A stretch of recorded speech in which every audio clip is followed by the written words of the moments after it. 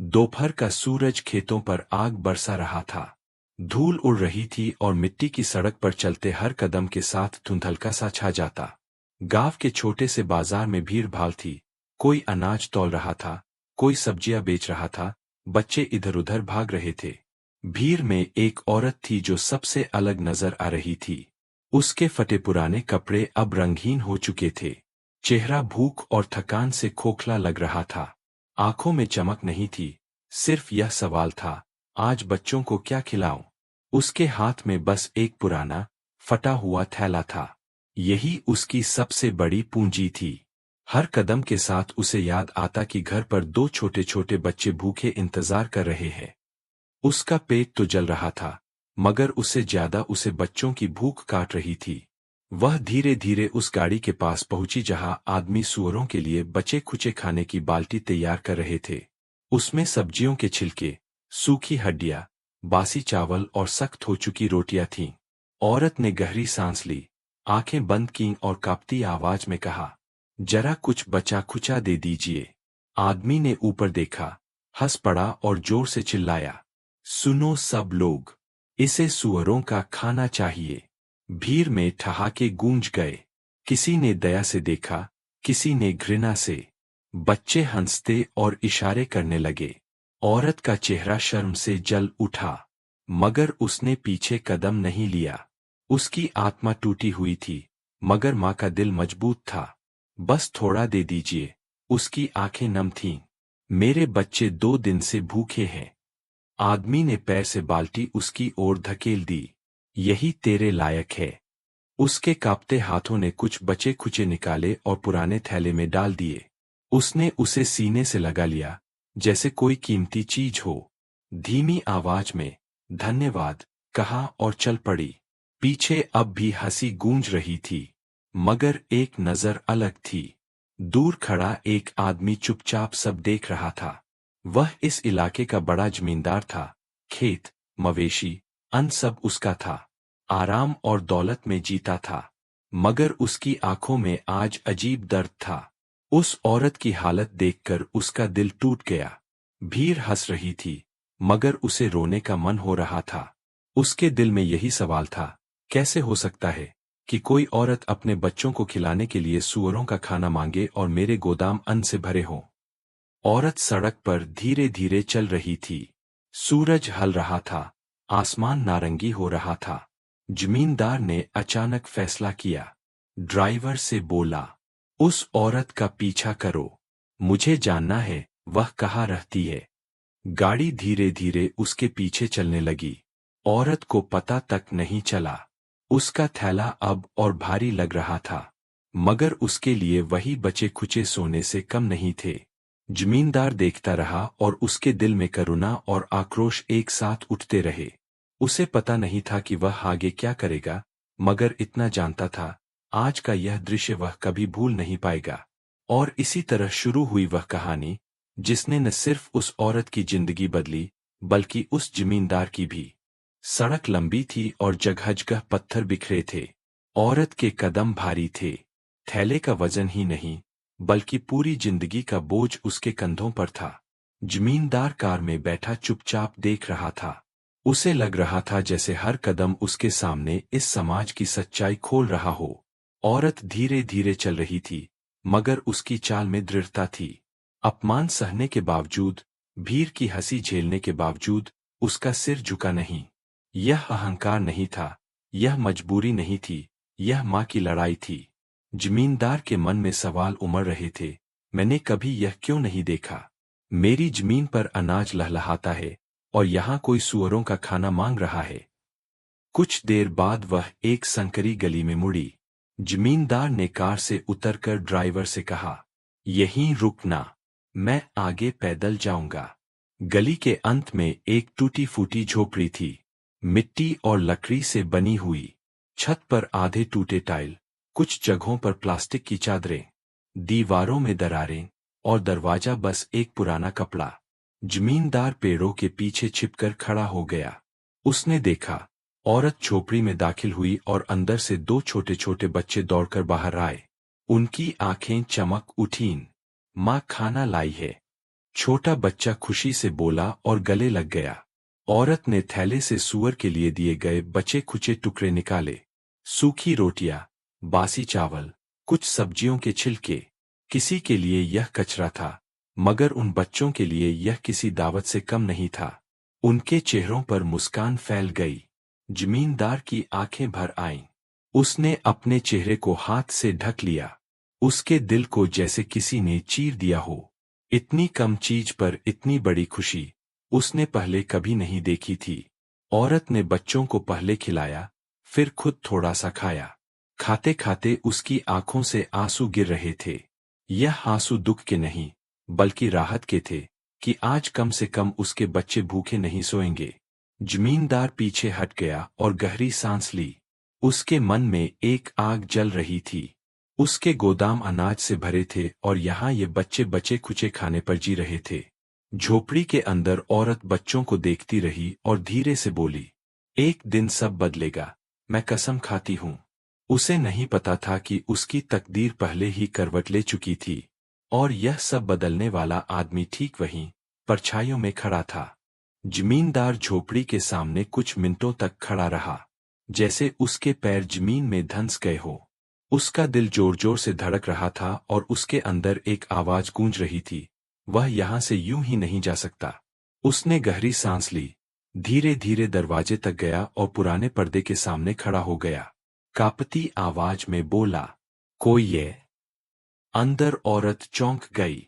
बच्चों ने डरकर मां की ओर देखा। इस दरवाजे पर कभी कोई नहीं आता था, और अगर आता भी था तो मुश्किल ही लाता था। वह धीरे से उठी और पर्दा हटाया। उसका चेहरा थकान और भूख से सूखा हुआ था। सामने खड़े आदमी को देखकर वह ठिठक गई। उसके कपड़े साफ थे, जूते चमक रहे थे। उसकी मौजूदगी इस टूटी फूटी झोपड़ी से बिल्कुल मेल नहीं खाती थी। आपको क्या चाहिए? उसने धीमी आवाज में पूछा और खाली थैले को पीछे छुपा लिया। जमींदार ने गला साफ किया। मैंने आपको आज बाजार में देखा था।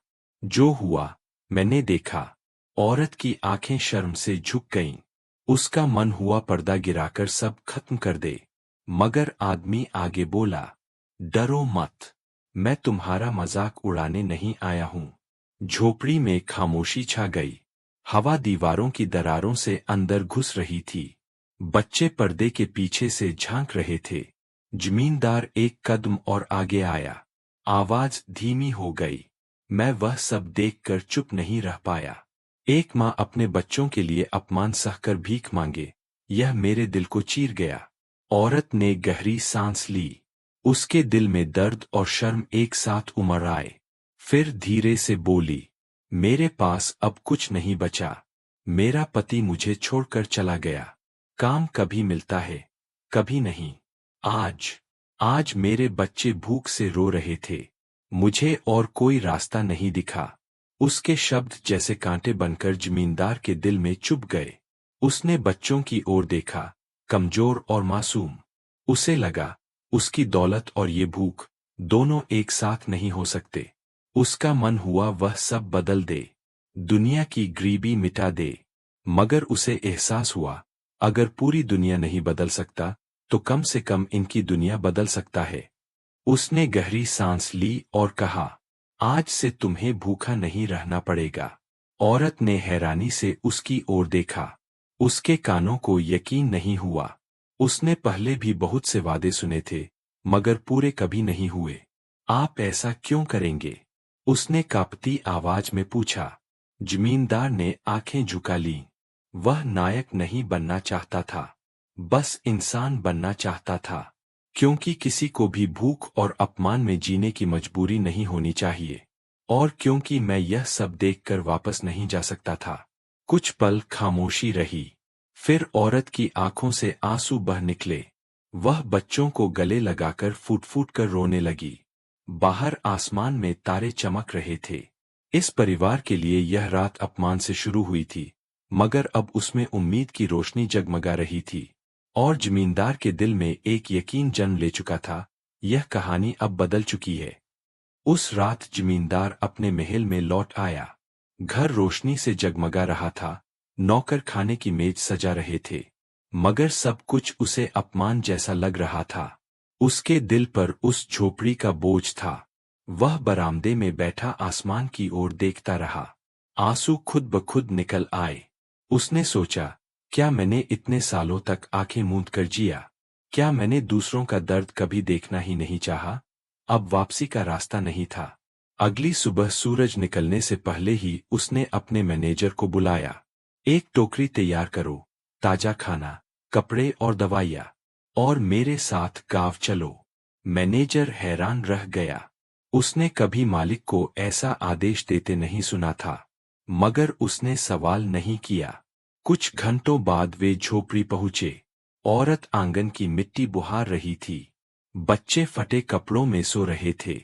जब उसने जमींदार को देखा तो डर से पीछे हट गई।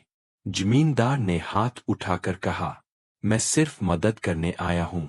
उसने टोकरी मेज पर रख दी। मुलायम रोटियां, ताजा फल, साफ चावल, दूध और बुखार की दवा। औरत की आंखों से आंसू छलक पड़े। उसकी आवाज बंद हो गई। जमींदार बोला, कुछ कहने की जरूरत नहीं, बस स्वीकार कर लो। बच्चे खाने की खुशबू से जाग गए। जैसे ही उन्होंने खाना देखा, उनके चेहरे खिल उठे। उनकी मुस्कान जमींदार के दिल पर अंकित हो गई। दिन बीतते गए और जमींदार बार बार झोपड़ी आने लगा। हर बार वह कुछ नया लाता, खाना, कपड़े, किताबें। धीरे धीरे झोपड़ी में गरीबी की जगह इज्जत लौटने लगी। मगर उसे पता था कि केवल खाना देना काफी नहीं है। वह औरत को जिंदगी फिर से बनाने का मौका देना चाहता था। एक शाम उसने कहा, क्या तुम मेरे खेतों में काम करोगी? औरत हैरान रह गई। मैं? आपके लिए? हाँ। मुझे अपने घर की बगीचे की देखभाल के लिए किसी भरोसेमंद इंसान की जरूरत है। काम ईमानदार होगा और तुम्हें पूरा वेतन मिलेगा। औरत की आंखों से आंसू गिर पड़े। उसने कांपती आवाज में कहा, हाँ, मैं करूंगी। उस रात वह सालों बाद चैन की नींद सोई। और जमींदार अपने आलीशान बिस्तर पर पहली बार सच्ची शांति महसूस कर रहा था। अगले कुछ दिनों में उस औरत और उसके बच्चों की जिंदगी बिल्कुल बदलने लगी। अब वह सुबह जल्दी उठती, बच्चों को संवारती और जमींदार के घर काम पर जाती। उसकी आंखों में एक चमक थी जो सालों से खो चुकी थी। शुरुआत में डर था, कहीं यह सब झूठा वादा न हो, कहीं एक दिन सब खत्म न हो जाए। मगर हर दिन जमींदार साबित करता कि उसका इरादा सच्चा है। उसने औरत को इज्जत दी, उसे ईमानदार काम दिया और पूरा वेतन भी। पहली तनख्वाह से औरत ने बच्चों के लिए कपड़े खरीदे। जब उन्होंने पहली बार साफ और नए कपड़े पहने, उनके चेहरे पर मुस्कान फैल गई। यह सिर्फ कपड़े नहीं थे, यह इज्जत थी। जमींदार दूर से देखता रहा। वह नहीं चाहता था कि औरत उसे मसीहा समझे। मगर उसके दिल में सच्चाई गूंज रही थी। दौलत तभी मायने रखती है जब वह किसी की जिंदगी बदल सके। बच्चों का दाखिला स्कूल में कराया गया। किताबें, बैग और कॉपी सब जमींदार ने दिलवाए। हर नई सीखी हुई अक्षर पर बच्चों की मुस्कान और चौड़ी हो जाती। और औरत चुपचाप आंखें भरकर देखती रहती। एक दिन बगीचे में काम करते हुए औरत जमींदार के पास आई और रोते हुए बोली, मैं कैसे शुक्रिया करूं? आपने मेरी जिंदगी बचा ली। जमींदार ने शांत स्वर में कहा, शुक्रिया मत कहो, बस जिंदगी जी लो, खुश रहो। उस पल औरत को लगा, खुशी कोई दूर का सपना नहीं, बल्कि उसका हक है। गांव में बातें होने लगीं। वही औरत, जिसे कभी सूअरों का खाना मांगने पर अपमानित किया गया था, अब इज्जत के साथ चल रही थी। बच्चे मुस्कुराते हुए स्कूल जाते। लोग देखते और हैरान रह जाते। कुछ ताने मारते, मगर बहुत से लोग चुप हो जाते, क्योंकि उन्हें बाजार का वह दृश्य याद था। एक दिन वह उसी जगह लौटी जहां उसने बचे खुचे मांगे थे। वही गाड़ी, वही आदमी। उन्होंने उसे पहचान लिया और आपस में बातें करने लगे। मगर इस बार वह सिर झुकाकर नहीं, बल्कि सीधी नजरों से खड़ी रही। उसकी आंखों में अब शर्म नहीं थी, वहां इज्जत थी। और उस पल उन्हें समझ आ गया, अब वे उसका कुछ बिगाड़ नहीं सकते। दूर खड़ा जमींदार मुस्कुराया। उसे पता था कि उसने केवल रोटियां और दवाइयां नहीं दी, उसने उसे विश्वास लौटाया, उसे जीने की ताकत लौटाई।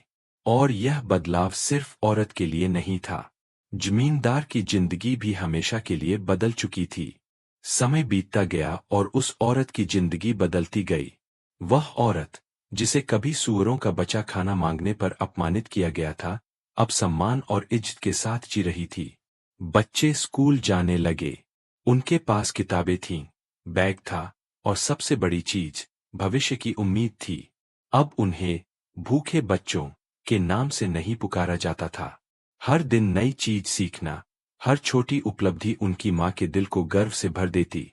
झोपड़ी अब वैसी नहीं रही। छत ठीक हो चुकी थी, दीवारें मजबूत थीं। अब बारिश का पानी अंदर नहीं टपकता था। उस टूटी फूटी जगह में अब घर की गर्मी और शांति लौट आई थी। औरत अब शर्म से नहीं, बल्कि सीना तानकर चलती थी। वह मेहनत करती, सम्मान पाती। अब वह बेचारी नहीं रही। अब वह मजबूत माँ थी, लड़ाई और जीत का प्रतीक। एक दिन बगीचे में काम करते हुए उसने जमींदार से कहा, आपने मेरी जिंदगी बदल दी, लेकिन सबसे बड़ी बात यह है कि आपने मुझे फिर से मुझ पर भरोसा करना सिखा दिया। जमींदार मुस्कुराया और बोला, तुम्हारी जिंदगी मैंने नहीं बदली, तुमने खुद बदली है। जब हार मानने के बजाय डटी रही, मैंने तो बस हाथ बढ़ाया। उसने यह बात दिल से महसूस की। हाँ, अपमान, आंसू और भूख उसने झेले, मगर हार नहीं मानी। और यही उसकी जीत की वजह बनी। गांव में लोग अब उसी औरत की मिसाल देने लगे। जो लोग कभी उस पर हंसे थे, वे अब चुप हो गए। बहुतों को अपनी गलती का एहसास हुआ। एक रात, जब बच्चे चैन से सो रहे थे, वह चुपचाप बैठी रही। उसकी आंखों से आंसू बह निकले, मगर अब ये आंसू निराशा के नहीं, बल्कि कृतज्ञता के थे। उसे याद आया वह दिन, जब उसने सूअरों का खाना मांगा था। अगर उस दिन हार मान लेती, तो कहानी वहीं खत्म हो जाती। मगर वही अपमान उसके लिए नई शुरुआत बन गया। कभी कभी सबसे दर्दनाक मोड़ ही हमें सबसे बड़ी बदलाव की ओर ले जाते हैं। इस कहानी से सबक यही है, कभी भी मदद मांगने वाले को मत ठुकराओ, क्योंकि उसके पीछे छिपा हो सकता है एक माँ का प्यार, त्याग और अटूट विश्वास। और सबसे ऊपर, कभी भी माँ की ताकत को कम मत आंको, क्योंकि माँ की ताकत वह चमत्कार है जो सबसे सख्त दिल को भी पिघला सकती है और तकदीर बदल सकती है।